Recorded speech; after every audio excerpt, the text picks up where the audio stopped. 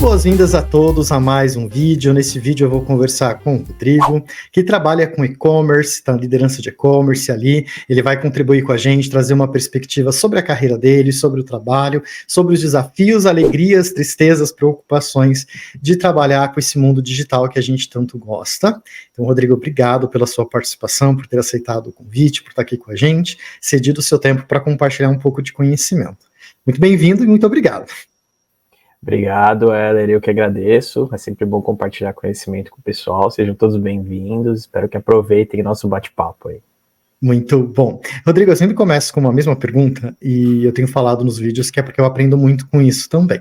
Eu já estou chamando de Rodrigo, enfim, né, mas eu quero saber se você tem um nome que você prefere ser chamado, que você se sinta mais confortável, um apelido ou algo assim, e aí eu vou me adaptando para chamar, ou pode ser Rodrigo mesmo, mas tem algum nome de sua preferência ou seguimos com Rodrigo?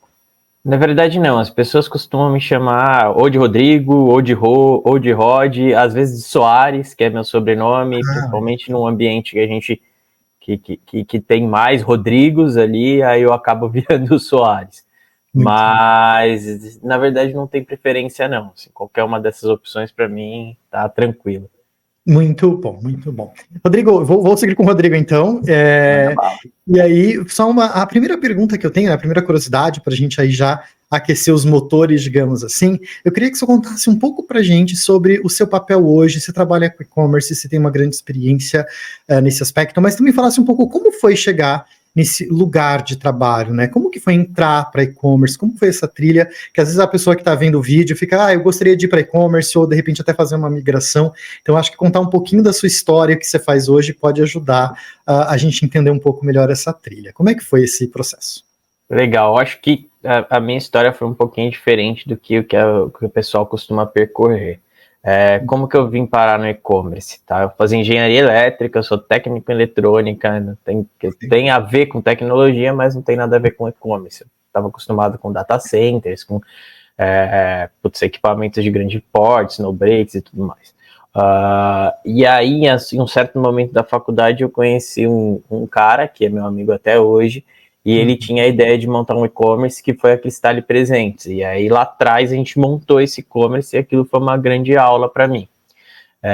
Depois dessa empresa, foi onde realmente eu aprendi toda a base, dando porrada mesmo, soco em ponta de faca e tudo isso. Aí sim eu fui para o mercado e aí passei por algumas outras grandes empresas, montei várias outras grandes operações e acabei chegando onde eu cheguei. Então não foi uma coisa comum de como você vê hoje no mercado, que a pessoa sai da faculdade de repente, ou então nem faz faculdade, mas começa como um estágio, de repente na área de marketing digital ou na própria área de e-commerce e vai galgando posições até chegar a uma gerência ou diretoria, ou às vezes até C-level. Comigo foi diferente. Eu tive uma empresa que era um e-commerce, que foi onde eu aprendi tudo, e dali eu fui para o mercado. Muito bom. E aí você falou um ponto que eu acho super interessante, e acho que o e-commerce, até porque o e-commerce é relativamente novo, se a gente comparar na história da humanidade, e a gente aprende muito na prática, né? E que é legal que você aprendeu muito na prática também, até pelo que você comentou com a gente. Mas conta pra gente o que você estudou, ou quais foram os aprendizados que você teve para conseguir exercer um bom trabalho aí na parte de e-commerce, que você olhou, para onde você olhou primeiro, ou como é que foi os percalços de aprendizado? Cara, tudo que você puder imaginar, assim. O que aconteceu muito no começo é que a gente não sabia nada. E isso era, sei lá, 11, 12 anos atrás, era meio que tudo mato, você sai com a foice e vai limpando o mato. Então, cara, muito sobre marketing digital, muito sobre tecnologia, integrações, até parte de desenvolvimento, UX, UI, estudar muito o comportamento do cliente, porque no fim do dia é um cliente que está ali, não é um robô, então o site, o e-commerce, ele tem que estar preparado para receber o cliente, o comportamento do cliente. O cliente, a persona tem comportamentos diferentes, dependendo de cada marca, personas são diferentes. Então, às vezes você está resolvendo um problema e, na verdade, você está criando um problema, você acha que você está resolvendo um problema e você está criando um problema, porque está na tua cabeça, não é dado. Então, acho que, cara, você tem que olhar um pouco de tudo isso. Eu gosto muito de pegar cursos, então eu vou fazendo cursos pontuais, não cursos não muito longos, e para pegar o que está de novo mesmo, ainda mais agora está muito difícil você conseguir acompanhar, porque a tecnologia está muito rápida, a gente tem inteligência artificial, então as coisas estão acontecendo muito rápido. Então, se você tiver aqueles cursos pequenos, sei lá, uma semaninha, um dia, um network ali, um webinar, alguma coisa desse tipo, aqueles eventos de um dia, isso é legal. E outra coisa que eu sempre fiz, nesses 10, 12 anos de mercado, ir em todos os eventos que são... não todos os eventos, que é impossível em todos os eventos, mas todos os eventos principais. VTEX Day, Fórum do E-Commerce, alguns outros do E-Commerce Brasil, alguns pequenos de agências com conteúdos interessantíssimos sobre SEO, sobre marketing, sobre tecnologia. Então, alguns sobre atendimento, as plataformas de atendimento hoje em dia fazem eventos pequenos para a galera que você aprende bastante coisa. Então, é muito isso, tem que ir pescando informação, tá sempre atento e ser meio autodidata, assim, você vai indo. Não existe uma faculdade hoje, que pelo menos eu não conheço, que te forma para o e-commerce. E eu acho que é até difícil de existir, porque a coisa evolui tão rápido que para você construir uma grade curricular, ela tem que ser maleável, e não é tão fácil assim quando é uma faculdade lá registrada no MEC, tem aquela história toda. A cada mudança curricular é todo um processo burocrático, e às vezes quando o processo burocrático for terminar, aquela história aquela matéria já não faz sentido, né? Muito bom, muito bom. E aí, com quase mais de uma década de experiência que você tem, o que você enxerga hoje de desafios, né? Como é que tá essa trabalhar com e-commerce? Quais são os desafios, características que a gente tem hoje? Imagino, e eu vivi um pouquinho dessa experiência, mudou muito, né? E até a tecnologia, inteligência artificial, e apps, e compras, e one click to buy, etc. Mas o que você enxerga hoje de desafios? Como é que está o mercado de e-commerce? Como é que é trabalhar nessa área em relação aos desafios e aquilo que está aparecendo e despontando aí de tendência? Tá. No fim do dia, o desafio sempre é vender mais, assim, todo mundo quer ganhar dinheiro, mas existem formas de fazer isso, né? E aí a gente foi passando por várias etapas do e-commerce. Lá atrás a gente tinha sites em Flash, PHP, essas coisas todas, aí começaram a aparecer as plataformas de e-commerce SaaS e também as que não são SaaS, como o Magento, por exemplo. Que possibilitaram muita coisa, mas acabaram ficando muito pesadas, assim. O site se torna muito pesado. Se a sua persona não é uma persona que tem um aparelho celular de alta qualidade, mora numa região metropolitana que tem infraestrutura, isso não vai funcionar, e muitas vezes nem assim funciona. Então eu vejo muita gente indo ali pro lado da performance. Então, construir sites com boa usabilidade, com bom checkout, sem login, aquela história de colocar só o e-mail e finalizar de forma mais fluida possível, sem muitos cliques, porém um site rápido. Então, conseguir atingir aquelas métricas todas do Google, aquilo te leva para um patamar diferente de SEO, de acessos orgânicos. Eu vejo muita gente trilhando esse caminho como forma de aumentar a receita. E por que isso vai aumentar a receita? Você vai subir a taxa de conversão de visitas em pedidos por causa desse movimento, e ali na frente, depois que você fizer esse movimento, é claro que é uma coisa contínua, mas tem um movimento inicial que é maior.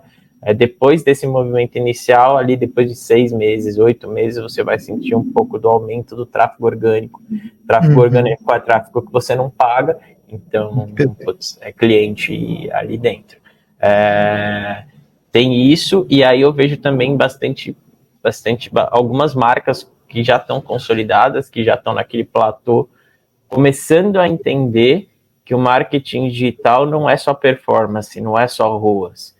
Você tem que trabalhar marca, você tem que trabalhar o topo do funil ali. O pessoal fala que o funil morreu, mas não é bem assim, tá? Ele ainda existe.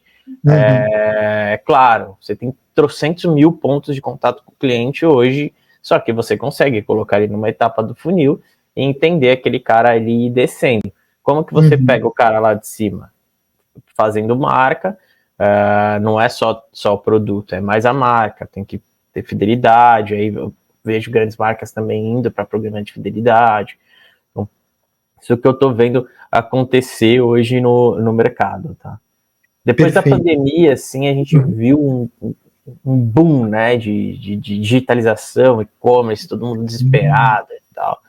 Então, ali no meio da pandemia, eu pude vivenciar algumas marcas completamente desesperadas, todas as lojas fechadas, precisa subir a loja, me liga, Rodrigo, me ajuda, e aí a gente vai tentar ajudar. Então, aconteceu algumas situações desse tipo. É legal. E durante a pandemia também teve até outros segmentos mais tradicionais, eu vou dizer assim, que não estavam, e também eu vi essa tendência de, não, a gente agora precisa colocar tudo online, o portal tem que estar melhor, ou de repente aumentou acessos ao site e não estava preparado para isso.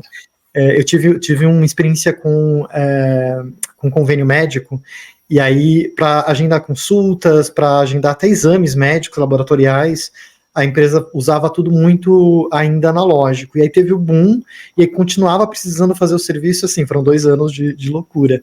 Então é interessante que a digitalização meio que foi forçada naquele momento para algumas empresas que não estavam ainda andando nesse caminho. Mas também gerou a maior complexidade.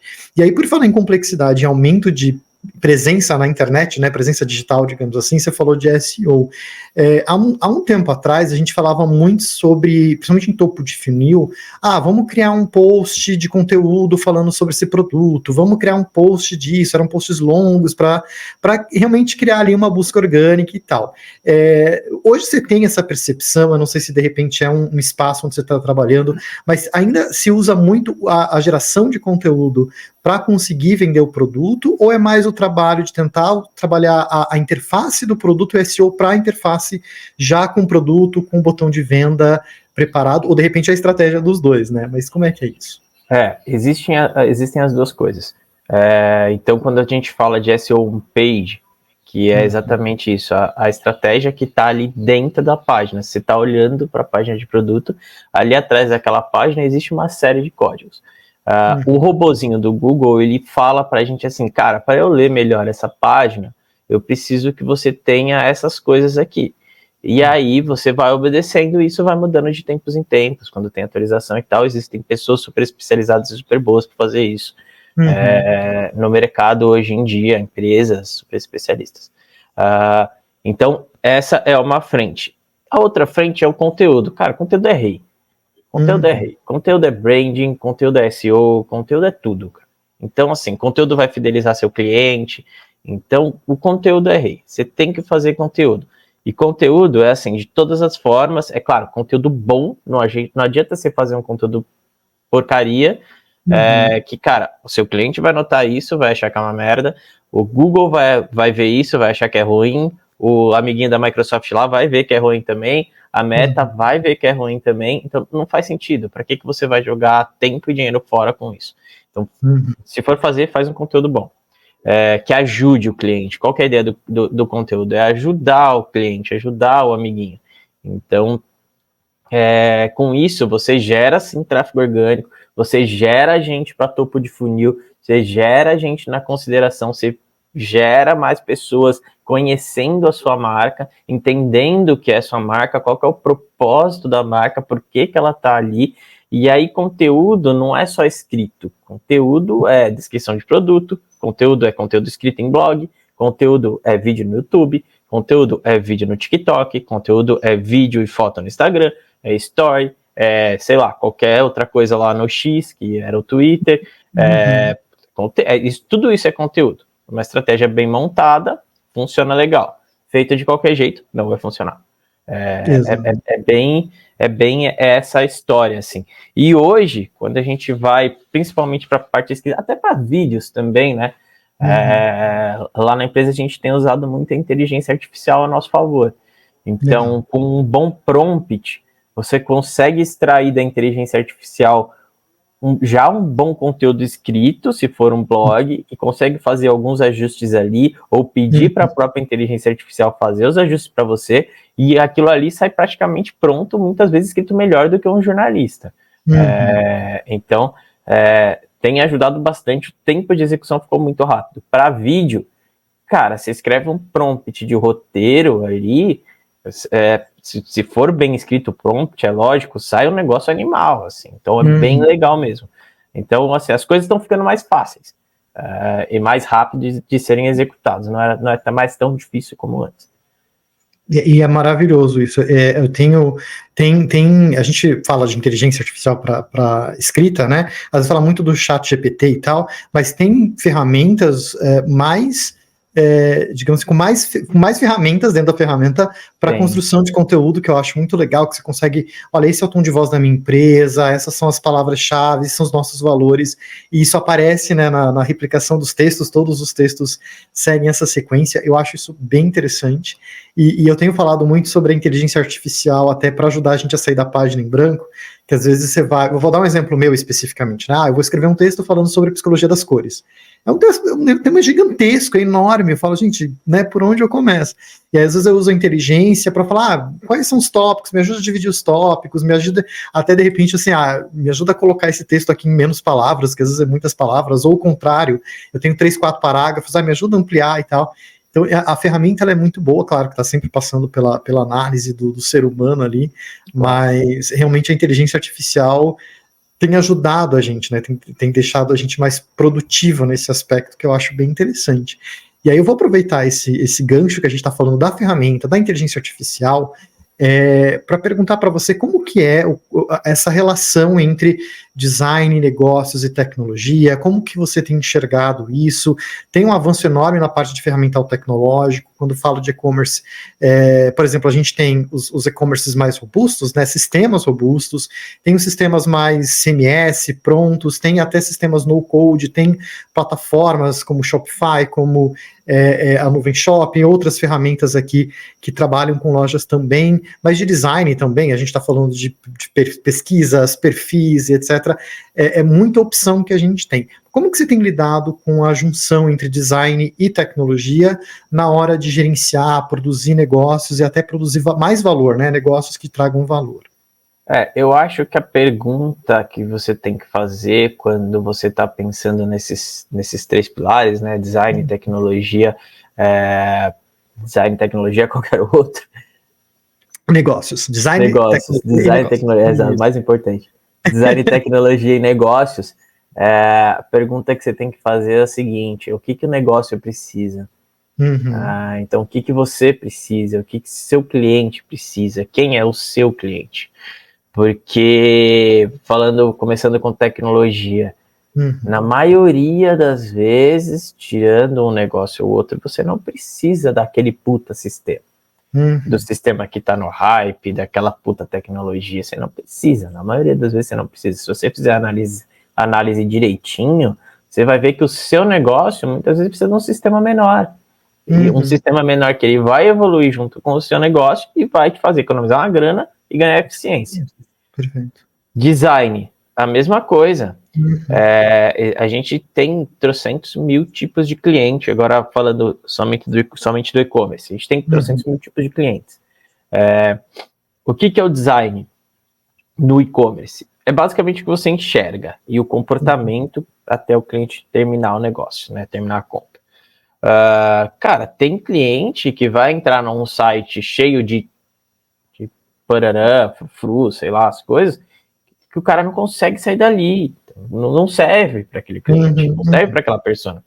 Agora tem persona que vai entrar e vai achar aquilo animal. Sim. Então, assim, a pergunta é sempre o que seu negócio precisa. E aí puxa o terceiro pilar, que é o negócio. Você acertando essas outras 2 partes, você acerta o negócio. Aí você tem design de aplicativo, design de loja física, design é qualquer coisa. Design pode ser qualquer coisa. Design de escritório. Aí você aplica para funcionário. Sistema interno. Então, assim, é o mundo. Assim. Então, eu gosto sempre de fazer, toda vez que eu tenho que fazer alguma alteração, que eu vou fazer alguma inovação, eu sempre faço essa pergunta: o que o negócio precisa? E aí eu coloco todas as opções em cima da mesa, eu olho para as opções e falo, tá, mas daqui, o que vai melhorar o meu negócio? Qual que é o melhor custo-benefício? Eu preciso desse cara aqui? Não preciso. Eu preciso desse cara? Não. Desse aqui? Desse aqui eu preciso. Então, e aí você vai fazendo essa jogada e chega num denominador comum ali. É assim que eu trabalho. Não, perfeito. E sabe o que você falou, trazendo dois paralelos que eu gosto de fazer do design, e você falou muito bem, né? O design com mais coisas e menos coisas, digamos assim, e eu gosto que a gente pode comparar, por exemplo, o que seria uma loja da Apple com uma loja online, no caso, né? Então, a loja online da Apple, quando você compara, por exemplo, com a Booking.com ou com a Amazon, por exemplo. Sim. Você entra no site da Amazon, é um monte de coisas e ofertas e sugestões e tal, e já da Apple é um negócio muito mais limpo, muito mais, né, clean e tal, e são duas abordagens diferentes, não é, e talvez não. O que vai ditar, né, se aquilo é funcional, se funciona ou não, é o resultado em vendas, em volume e tudo mais, mas são com certeza contrastantes, né? Então, você olha para o design de loja da Amazon, do Booking, é uma coisa. Da Apple e outras lojas que trabalham com essa coisa mais clean é muito diferente. E funciona para o público e tal, tem venda, enfim, tem, né? Não precisamos falar que estão bem aí de vendas, mas eu acho bem interessante, que é isso, o design vai ser adaptado à empresa, ao negócio, ao que o negócio quer e também ao que os clientes estão esperando. Isso é muito interessante. E aí, aproveitando esse gancho, claro que a conversão é a métrica 1, né, a métrica 0, digamos assim, a mais importante. Mas, tirando a conversão ou incluindo a conversão, que outras métricas você costuma olhar quando fala da loja virtual, do e-commerce? Que outras métricas alimentam essa gestão do negócio digital? Tá. Conversão, primeiro a gente tem que tirar da cabeça da galera que conversão é só conversão de clientes, de usuários ou sessões em pedidos. Porque depois do pedido ainda tem um processo. Legal. Bom.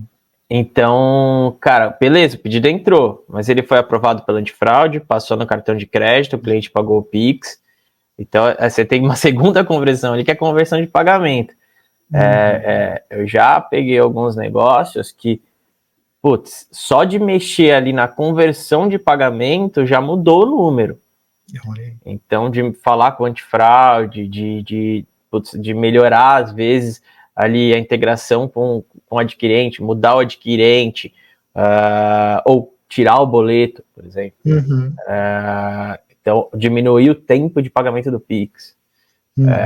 Falar isso para o cliente na tela, você tem 5 minutos para pagar, senão vai morrer o seu pedido. Então, assim, tem a segunda taxa de conversão, que o pessoal acaba esquecendo. E aí dali vai virar um faturamento. Ainda pode ter acontecido tudo isso e ser um furo de estoque.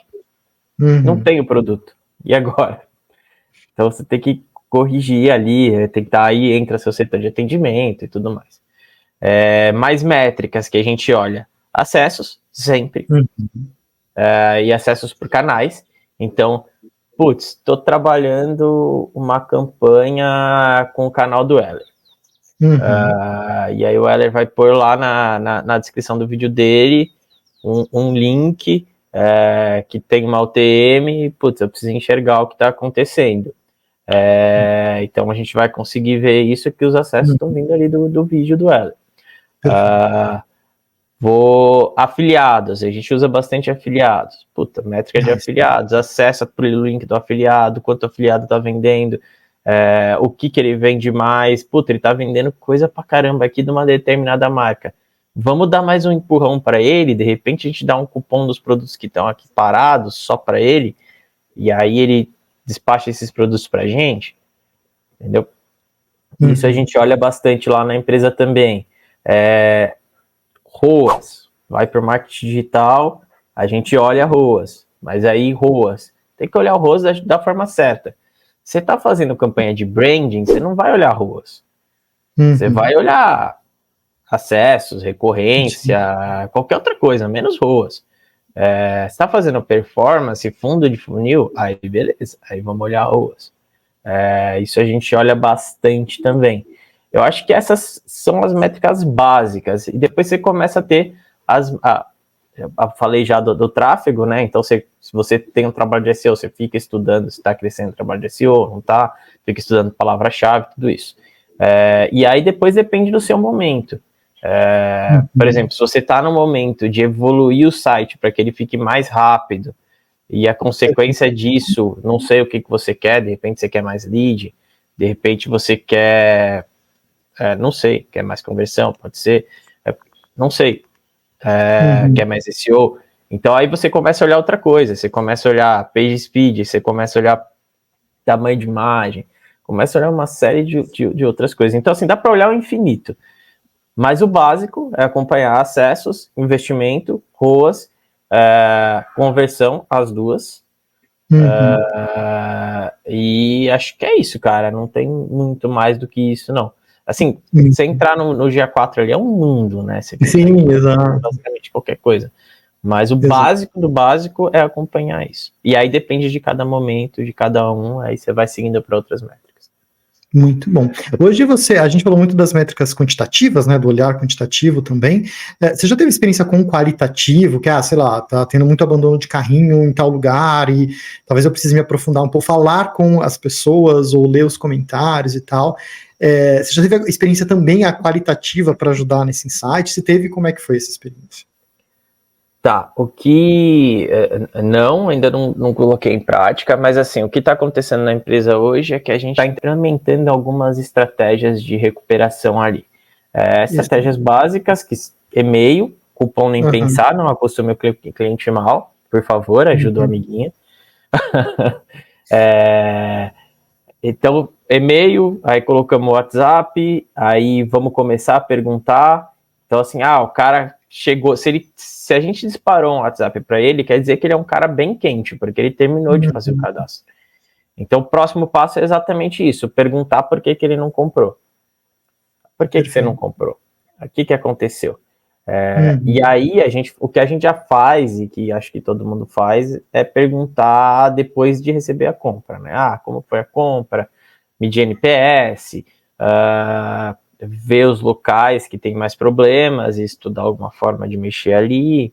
Já aconteceu no Rio de Janeiro, já aconteceu em algumas regiões do Nordeste, que a gente mexeu um pouquinho ali no prazo de entrega, resolveu o problema. E é sobre o produto também, né? Então, às vezes o público não gosta do produto, o produto não foi. Às vezes o público gosta muito do produto, é um site comercial comprar mais dele.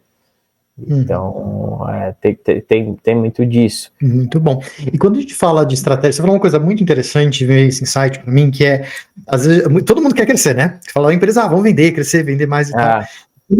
Quando a gente fala da estratégia de crescimento, uma coisa que eu capturei aqui que você estava falando às vezes, o crescimento em relação até vendas, enfim, né, o crescimento da empresa como um todo, às vezes é corrigir mais, né, fluxos ou parte do processo, do que necessariamente, por exemplo, aumentar uma mídia ou trazer mais pessoas, né, que você fala, vou aumentar em 30% o tráfego dentro do site, mas eu tenho uma alta taxa de abandono de carrinho, de repente eu preciso descobrir mais o porquê que o carrinho está sendo, por que as pessoas não estão concluindo a compra, do que de repente trazer mais pessoas para dentro do site. Tá certo esse eu peguei do que você estava falando, né, faz sentido isso que eu estou falando, é mais ou menos por aí, ou tem outras dicas? Tá certo, faz sentido. O papel de um bom gestor de e-commerce, um bom diretor de e-commerce é exatamente dirigir isso. Então, o que a gente consegue fazer a mais com o mesmo que a gente tem hoje? Às vezes, você sentando e olhando com calma o negócio, é claro, você precisa sentar e olhar com calma, não adianta estar naquela loucura do dia a dia, que a gente sabe, com todo mundo acontece isso, é muita informação ao mesmo tempo, mas precisa sentar e olhar com calma. Você acha coisinhas ali, insights, que se você mexer um pouquinho, melhora. Taxa de conversão de pagamento é uma, as clássicas, né? Taxa de conversão de pagamento é uma, frete, tempo de frete é outra, mexer um pouquinho no frete grátis é outra, de repente pagar um pouquinho do tamanho do frete também funciona. Tempo de agilidade de envio, aí você já vai ter que mexer um pouco mais na operação, é mais complicado. Carrinho abandonado dá para fazer um monte de estratégias com carrinho abandonado. O próprio atendimento ao cliente, treinar os vendedores, os atendentes para converter o cliente, não só para atender o cliente, não, tem que ser treinado para vender, ajudar e vender. Então, às vezes você precisa olhar mais para dentro do que para fora. Sim. E às vezes para isso acontecer, você tá tão viciado no negócio, você tá tão viciado que você não consegue enxergar. E aí, às vezes, você precisa chamar algum externo mesmo, chamar um consultor, chamar um amigo, chamar alguém, para dar uma olhada e falar, cara, me ajuda aqui. Aí, às vezes, aparece assim, puta, é isso aqui, cara. E aí, resolveu o problema. É verdade. Enxergar o problema de dentro do problema é um desafio, é complicado. É bem complicado. Muito bom. Eu vou pedir 2 conselhos para a gente registrar aqui, para quem estiver assistindo a gente. Um conselho para um empreendedor e um conselho para quem quer virar e se tornar alguém para trabalhar na parte de e-commerce. Mas eu vou começar por um empreendedor, né? Pensando numa pessoa que quer empreender na internet ou vem empreendendo aí há algum tempo, né? O que você daria de conselhos ou de repente, olha, primeiros passos ou algum ponto de atenção que de repente possa ajudar empreendedores que vêm empreender, lojas, enfim, empresas dentro do e-commerce, dentro do mundo digital? O que você diria para essas pessoas?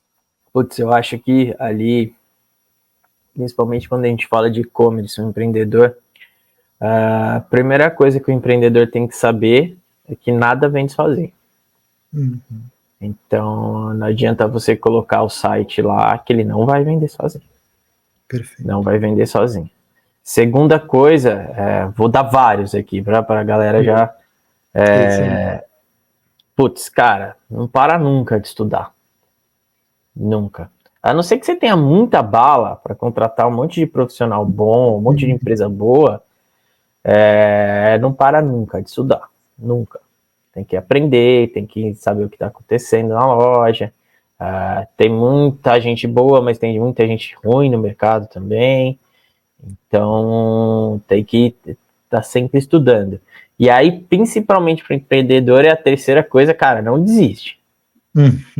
Não desiste. Agarra o negócio, agarra igual bola de futebol americano, meu, e vai, tipo, jogando rugby, assim, vai atropelando todo mundo, porque Brasil não é pra qualquer um, não. Então, caiu, vai ter que levantar, cortou o supercílio, vai sangrando, que isso do rugby, né? Cara, caiu, levanta, toma cuidado com os riscos, mas também não fica sem assumir risco, porque senão não vai. Exato. Então, é isso, assim. E aí, para a pessoa que está entrando no mercado de e-commerce, quero migrar para esse setor. Bom, mesma coisa de estudar. Estudar pra caramba. E aí eu volto lá no começo do nosso papo, que não existe uma faculdade que te forma para isso. Você aprende muito mais na prática e com cursos pequenos, na prática, falando com pessoas no mercado. Então mantenha seu network em dia, também é uma boa dica. Mantenha seu network muito em dia, porque, cara, as pessoas se ajudam. E, cara, é isso, estude, tente seguir a sua carreira. E a coisa importante é que as pessoas precisam lembrar é o seguinte: quem escolhe a empresa é você, não é a empresa que escolhe você. Então, você acha que não tá legal, que não tá desenvolvendo, cara, procura outra coisa. Vai pro lado do barco e procura outra coisa, porque a ideia é se desenvolver. Se você tá estagnado, não faz sentido. E aí eu não tô nem falando de grana, tá? Tô falando de conhecimento mesmo. Sim. Então, essa a dica para quem quer entrar nesse mercado, quer seguir carreira no mercado de e-commerce, cara, estudar. Precisa saber de tecnologia. Mercado de e-commerce não é só marketing, não é só design, não é só UX. Então, você precisa saber de tecnologia também, pelo menos um pouco. E acho que a característica mais importante de todas, assim, é saber gerir bem um projeto. Então, se você conseguir gerir bem um projeto, se te entregarem um projeto, você conseguir gerir bem ele, começo, meio e fim, entrega, assim, é uma qualidade que assim, acho que todos deveriam ter. Maravilhoso. Você, no início da sua carreira, você foi empreendedor, né? Você chegou a empreender. Isso, eu tive um e-commerce. Maravilhoso. E aí eu queria que você fizesse um paralelo, porque eu ia falar uma coisa sobre. Você falou sobre. A gente estava falando sobre como iniciar na carreira, né? E às vezes eu fico falando, olha, a gente às vezes empreender é a melhor escola, porque, socorro, você aprende de um tudo, né? Então eu queria que você contasse um pouco sobre como foi isso, porque você foi empreendedor, o que o empreender te trouxe de aprendizados e talvez te moldou ali a ferro e fogo mesmo, para hoje conseguir até gerenciar bem um projeto de e-commerce, uma estratégia de e-commerce, né? Como é que foi o impacto de ser empreendedor e hoje olhar para essa parte de trabalho? Eu sempre falo, a faculdade, começando dando um contexto, tá? A faculdade de engenharia eu abandonei por causa da empresa que eu tinha, e depois eu me formei em administração de empresas, além de ter um zilhão de outros cursos. Mas eu sempre falo que a minha real faculdade foi a empresa que eu fundei lá atrás, junto com o meu antigo sócio. Por quê? Cara, aquilo te molda, você precisa sobreviver. Então, assim, você vai aprender, você tem que aprender sobre financeiro, você tem que aprender sobre fiscal, você tem que aprender sobre logística, você tem que aprender a comprar, você tem que aprender a vender, você tem que aprender tecnologia. E quando você começa, é você e Deus. Exato. Ainda mais do jeito que a gente começou lá atrás, a gente não tinha uma grana para ficar contratando gente. 2 universitários quebrados. Então, assim, era eu e ele, e, cara, do mesmo jeito que a gente vendia, a gente embalava, a gente fazia o atendimento, a gente construía o site, a gente fazia literalmente tudo. Aí começou a ter um dinheirinho, a gente começou a contratar algumas pessoas, começou a contratar algumas empresas, e o negócio começou a melhorar. Então, assim, para mim, isso foi a grande escola. Depois de um tempo, sei lá, 2 anos, que a gente foi conseguir contratar uma pessoa, outra pessoa, contratar uma empresa, outra empresa, o negócio começar a sair mais da nossa mão, só que aí não é que saía da nossa mão, a gente parava de fazer operacional e começava a pensar em outras coisas, ou fazer outra operacional. Então a fome também não pode acabar. Por isso que eu falei, um dos conselhos lá no começo sobre o empreendedor não desista. Porque vai ficar cansado, vai ficar estressado, vai trabalhar 20 horas por dia. Dando um exemplo, teve uma Black Friday que foi a melhor Black Friday que a gente fez. Depois disso a gente desfez da empresa, mas a gente entrou eu lembro que eu cheguei na empresa na quinta-feira, umas 6:30 da manhã, meu sócio chegou mais ou menos esse horário também. Eu só saí da empresa no sábado, meio-dia. Caramba. Então, porque era eu e ele, cara. E tinha que despachar as encomendas até sábado, meio-dia, cara. A gente despachou. Sim. Então, assim, pancadaria. E a gente fazendo atendimento, a gente embalando. É um negócio bem maluco. Então, o começo é assim.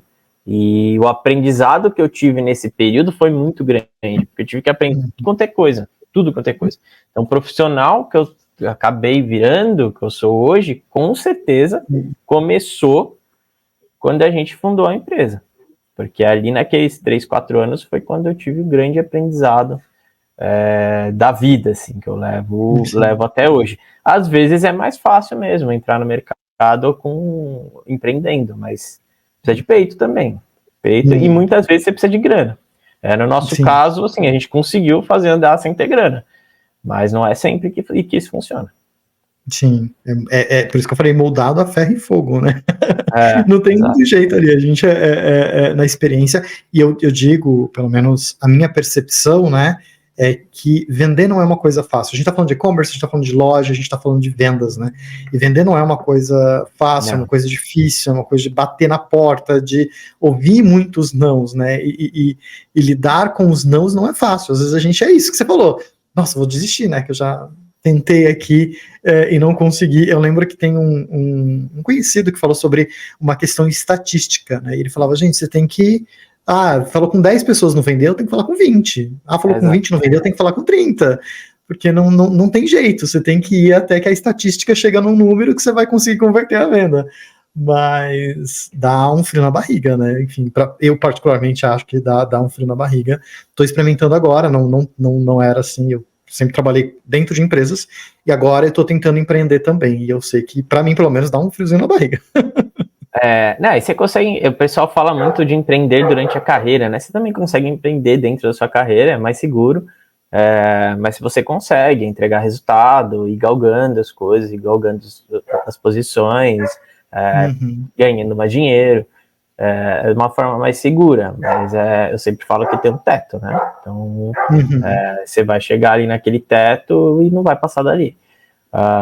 Mas eu tenho apetite para risco, então, assim, eu sou meio maluco, assim. E falando um pouco daquilo de vender, minha namorada abriu uma agência aí, ela tem uma agência, chama Tech for You, aliás, dá uma ajuda nela lá, Tech for You Digital. Olha aí, Tech for You. O link vai aparecer em algum lugar, tô brincando. Vai aparecer aí. Isso não é patrocinado, tá? Não é patrocinado, é verdade. E ela abriu essa agência no ano passado, tal, com alguns outros sócios. E às vezes ela reclama, pô, precisava de mais cliente e tal, e eu falo exatamente isso que você me falou para ela. Você falou com 10 pessoas, não deu certo, fala com 20, com 30, com 35, 52. Você fala, cara, você tem que usar o seu network, usar o seu conhecimento para atrair mais cliente, para vender, e é claro, sempre vender alguma coisa boa, né? Você tem que resolver um problema, não é, só vou vender por vender, não é ideia, vamos resolver um problema. Perfeito. Eu vou fazer uma pergunta que talvez já tenha uma pista aqui de resposta, mas você falou até que tem apetite ao risco. Que argumento você acha, ou argumentos no plural, que se alguém falasse para você, você falaria, quer saber, eu vou investir nessa empresa, eu vou botar uma grana nessa empresa ou nesse negócio. Que argumentos ou que pitch ou que discurso você acha que te convenceria hoje a investir em um novo negócio? Cara, é difícil responder essa pergunta, tá? Bem difícil. Mas eu acho que eu olharia muito mais para mim do que para o negócio. É claro, eu olharia para o negócio também. Mas para mim no sentido de como eu posso ajudar esse negócio. Então eu vou colocar o dinheiro e eu vou entrar com o meu conhecimento, e o meu conhecimento, o meu network, ou sei lá o que, vai ajudar essa empresa a ir para outro patamar. Então eu olharia muito mais para isso. E obviamente o retorno financeiro, o que dá para fazer, quanto tempo e tudo isso, aquela coisa burocrática, números e tudo mais. Mas pensando na parte filosófica, seria muito mais olhar para mim do que para o negócio. Muito bom. Muito bem. E aí, falando, já que você falou um pouco de olhar para você, entrando nessa seara de você com você mesmo, o que faz você sentir que seu trabalho foi um sucesso? Né? A gente falou muito de métrica, a gente falou de conversão, a gente falou do negócio, né? Métrica, conversão, olhar, enfim, mais pessoas entrando no site e tal. Mas para você, né, pessoalmente, o que faz você sentir que, pô, meu trabalho tá bacana, hoje foi um dia, esse mês, esse ciclo foi um sucesso? O que faz você sentir isso? Cara, acho que são várias coisas, né? Eu acho que o que faz eu sentir que foi um sucesso? Resultado de vendas financeiro para a empresa, isso é óbvio, todo mundo fala, mas a entrega das coisas, né? A entrega das coisas com qualidade, funcionando. Às vezes você entrega um aplicativo, uma funcionalidade, alguma coisa assim, que não necessariamente você vai ver o retorno financeiro ali, mas você entrega um negócio com qualidade e você vê o retorno de eficiência, ou você vê a coisa acontecendo. Então é muito mais vendo o que eu entreguei, funcionando bem e dando algum benefício. Então eu acho que é muito essa história, assim, é como eu me sinto bem. Então, eu faço um puta projeto, migração de e-commerce, não sei o que, demorou 8 meses, migrou tudo certinho, funcionando bonitinho. Cara, tá tudo lindo, já tá tudo lindo. Cara, já é um sucesso. Sem vender mais, já foi um sucesso. Funcionando tudo bem. Se vender mais, é melhor ainda. Então, que no fim o objetivo é vender mais, mas, cara, o negócio às vezes se torna tão complexo que entregar funcionando já é um puta ganho. E eu fico feliz, eu vou ficando feliz a cada ganhozinho desse aí, a cada ganhozinho de eficiência, cada ganhozinho de $1 para a empresa ou para mim, eu vou ficando feliz e vou me alimentando desse negócio para continuar inovando, continuar sugerindo novidades, novas funcionalidades, novos meios de fazer marketing e por aí vai. Muito bom. E aí, seguindo o campo do o que te faz enxergar, né, um sucesso, eu queria que você compartilhasse com a gente agora que pessoas te inspiram. Não precisa ser famoso, tá? De repente nem é, de repente as pessoas que nos inspiram nem é. Mas que pessoas te inspiram e por que elas te inspiram? O que tem nelas que você fala, pô, isso aqui é bacana e tal, e etc. Cara, são várias pessoas que me inspiram muito, assim, eu vejo muito história de empreendedores, é uma matéria que eu gosto, então tem até uma série não sei se é NetGeo, do Discovery, que é os grandes empreendedores do Brasil, eu não lembro o nome agora, mas assim, eu já assisti aquele negócio umas 10 vezes, que fala dos grandes caras aí que construíram o Brasil lá no começo.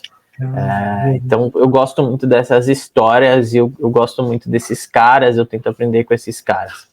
E agora, acho que a pessoa que eu mais admiro em toda a minha vida deve ser o meu pai, assim, provavelmente é o meu pai. Porque, cara, meu pai é engenheiro eletrônico, e ele trilhou uma carreira de sucesso até agora. Ele já teve diversas empresas, foi muito bem, ficou ruim em algum momento, voltou melhor ainda.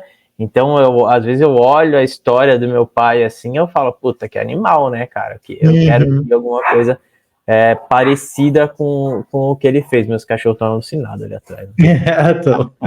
Aí eu quero seguir alguma coisa parecida com ele, é bem legal, assim. Então, acho que a maior inspiração tá dentro de casa. Teoricamente, dentro de casa. Ainda bem que não tá. Aí mantém a inspiração também. Às vezes a gente tem uma inspiração, a gente às vezes precisa de uma certa distância também. Exato. Mas é muito legal o que você estava falando, que a nossa vida ela é tão repleta de altos e baixos, né? Às vezes a gente acha que a vida ou ela é assim, né? Tipo, só cresce, ou ela é uma coisa meio reta, e normalmente ela é meio assim, né? A gente começa e recomeça tantas vezes. O que importa é a média tá subindo, né? Você vai acima, você vai subindo. Exatamente. Eu lembro que eu tenho um endocrinologista, um amigo também, enfim, e ele fala sobre isso, né? E às vezes eu chego lá e falo, olha, não cumpriu a meta de perda de gordura e tal. E ele fala, não, mas aí no caso dele a curva é para baixar, tá? E aí ele fala, não, mas é assim mesmo, a gente, né, desce um pouquinho, aí sobe, aí desce um pouquinho, mas na média geral, no caso lá era descendo, no nosso caso é subindo, mas é isso, não é uma linha perfeitinha, né? Não é um círculo subindo para cima, um negócio meio parece o coração, assim, né, tocando isso. Em relação a isso. É isso mesmo. Muito bem. E aí, seguindo nessa parte de... agora eu tô pegando muito no aspecto de você, né, pra gente conhecer um pouco mais da pessoa, além do profissional, da profissão, porque profissional é uma parte, mas é um outro aspecto muito mais, não sei se muito mais, mas legal para mim, né, eu trabalho com design, eu gosto bastante. Eu queria que você contasse pra gente o que te faz se sentir feliz. E aí, como eu falo feliz, não precisa ser só de trabalho, né? A gente falou de sucesso, tá no trabalho. Mas o que faz o Rodrigo, né, você se sentir feliz? Tá. O que me faz sentir feliz? Cara, eu gosto, por incrível que pareça, tá? Eu trabalho com tecnologia, eu trabalho com e-commerce, mas se você olhar aqui atrás, ó, é tudo mato. Delicioso. Amo.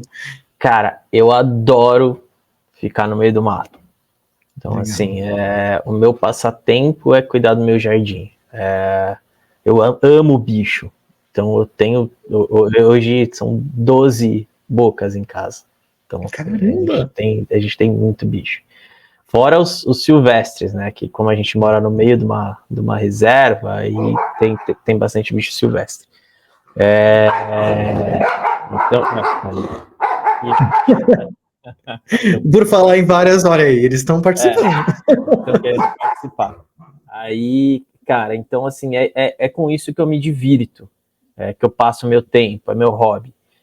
Além disso, cara, tem coisas que ninguém sabe de mim, mas assim, eu adoro correr de kart. Então, quando eu posso, eu vou correr de kart, tem até uns campeonatos que a galera faz, às vezes eu participo. E tem uma outra coisa que ninguém sabe de mim também, é que eu sou piloto de helicóptero. Então, quando eu posso, eu também... Esse é um esporte talvez um pouco mais complexo, não sei, né? Esse é mais difícil, é mais caro, assim, é mais difícil de acontecer, então o kart tá melhor, você tá mais dentro do budget. Exato. Mas deve ser uma experiência muito boa, nunca voei de helicóptero, tive Recentemente eu tive uma oportunidade, aquelas de você vai visitar uma cidade, aí tem o, né, visão da cidade, né, e tal. E aí, mas acabei não indo, enfim, perdi a chance, eu deveria ter ido, mas posso ir em outras oportunidades. Mas deve ser algo bem, bem interessante. Não sei se é assustador, eu tenho um pouco de medo de altura, então eu não sei como é que eu ficaria num helicóptero aberto, assim, aberto no sentido de vidro, né, que você enxerga a cidade. Mas, enfim. Eu me divirto, cara. Sou suspeito. Você falou de muitas coisas que você ama, e agora eu quero que você fale coisas que você não gosta. Uma coisa que você odeia, uma coisa que você não curte. Que eu não gosto, que eu odeio. Ó quem tá aqui. Ô, Bruce, desce. Falar em amor. Que eu odeio? Cara, falta de respeito. Falta de respeito é um negócio assim que faz eu me demitir da empresa, por exemplo. Então, e não é comigo só, tá? Falando no geral. Então, assim, cara, se eu ver acontecendo, puta, aquilo mexe comigo e mexe bastante. Então, eu odeio isso, assim, acho que a coisa que eu mais odeio no planeta Terra é falta de respeito. Muito bom.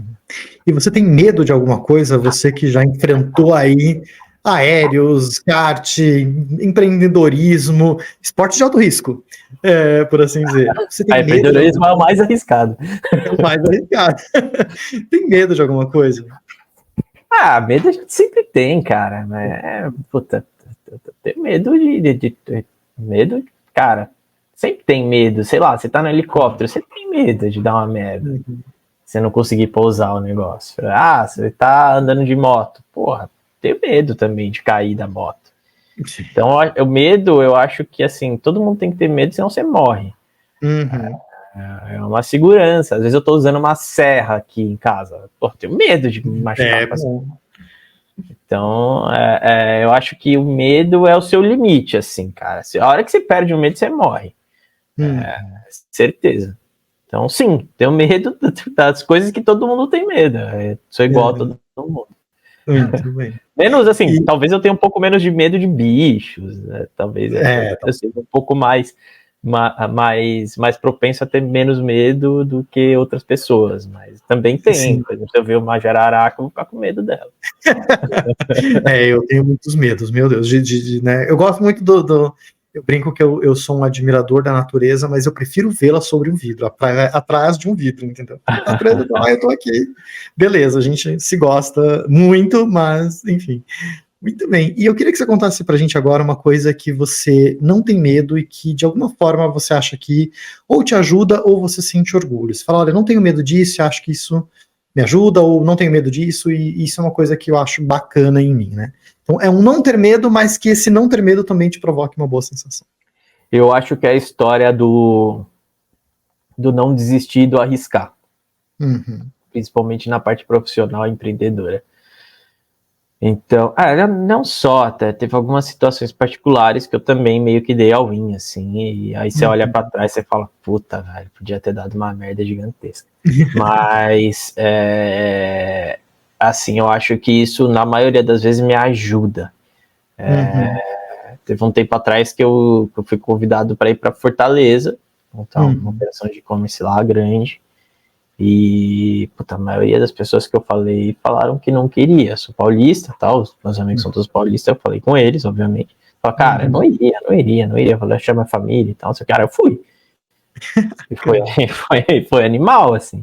Então, eu acho que é isso, assim, a questão do arriscar,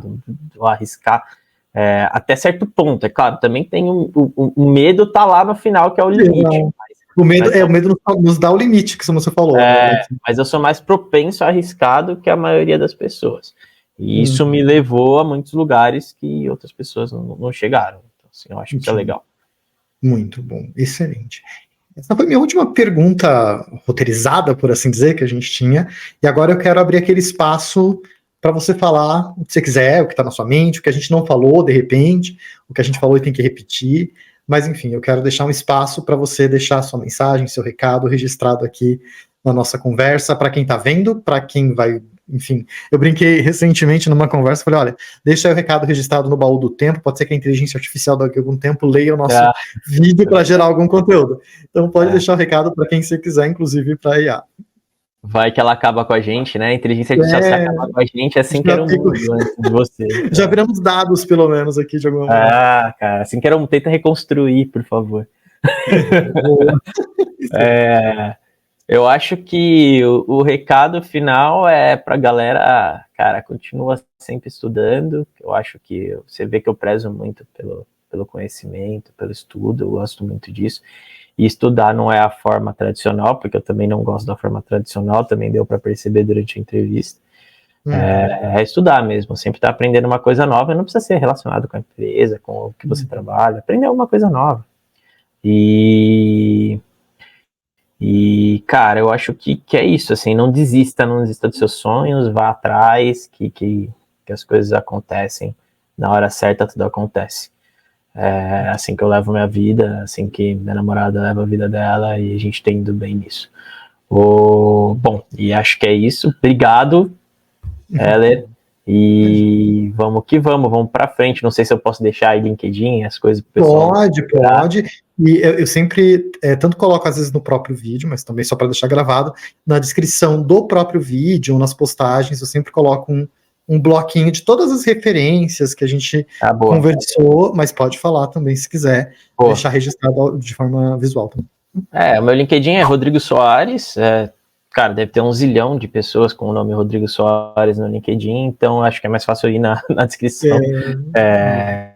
Se quiser falar comigo, tiver dúvida, fica à vontade, pode ser que eu não responda na hora, mas tenha um pouquinho de paciência que eu respondo todo mundo. Muito bom. É verdade, é real esse bilhete. É verdade. É verdade mesmo. Muito bem, Rodrigo. Muito bom, Rodrigo, obrigado demais de novo pelo seu tempo. Eu falei lá, enfim, quando a gente estava conversando, que o tempo é talvez hoje a coisa mais preciosa que a gente tem, então eu fico muito feliz de receber parte do seu tempo, então essa hora que você passou aqui comigo, com a gente, para quem está vendo o vídeo, eu sei que ela é muito preciosa, então obrigado por ter concedido o seu tempo, sua experiência e sua história aqui com a gente. E que venham muitas outras conversas e que a gente tenha mais conversas, mas por essa, nesse momento, eu só quero agradecer. E aí também para quem está acompanhando a gente aí do outro lado, em qualquer momento, em qualquer, não sei quando, mas obrigado por ter acompanhado a nossa conversa até aqui. Vamos nos manter conectados, conversar e evoluir, as coisas mudam muito e a gente tem que continuar aprendendo, como o Rodrigo falou várias vezes. Então, muito obrigado a todo mundo e a gente se vê num próximo vídeo. Um grande beijo. Obrigado, pessoal. Valeu!